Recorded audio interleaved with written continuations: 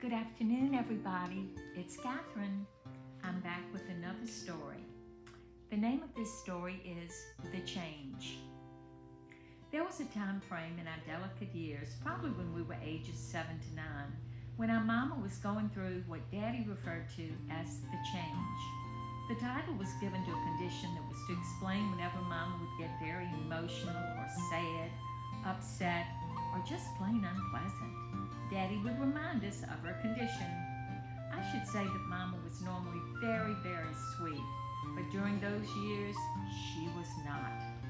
Almost every day when Daddy would leave the house, he would line us up and tell us to behave ourselves and mind Leola, that we were, under no circumstances, to upset our Mama.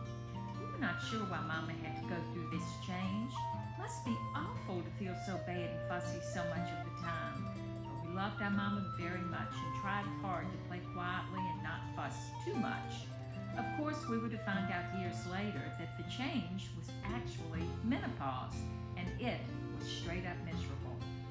I'm not sure if that delegated term was a Southern thing or just what Daddy called it and we used in our household only. I can't count the number of times we had to tell Jean Nasser or Valerie Swinney or one of our neighbors, "No, you can't spend the night because Mama's going through the change." They would always look at us real funny, but never ask what it was. And that was a good thing, because truth be told, I never understood what it was back then. I knew I hated it. It stole my Mama from me for nearly 2 years. During the change, Mama would have what Daddy described as hot flashes. She would turn really red. It was confusing to us, and Penny and I would whisper at night, "Do you think Mama's going to catch on fire?" Daddy called all of us in one afternoon and explained that due to the change, Mama was going to the hospital for surgery in a few days, and we would be on our very best behavior. No fighting, fussing, or any form of unpleasantness would be tolerated during this time. We were not to bother Mama at all, before she went to the hospital and after she came home. "Yes, sir," we answered in unison, but we were worried. The very next day, the little boy I now refer to as the penguin thief arrived at the back door. He had a gunny sack, and that gunny sack was moving all over the place. He said, "Hey, I have some baby puppies in this sack. You want one?" Me? He was talking to me, asking if I wanted a puppy? Yes, I wanted one. I was dying for a puppy, but I knew I had to ask Mama. But no, Daddy said not to ask her for anything, and this was big.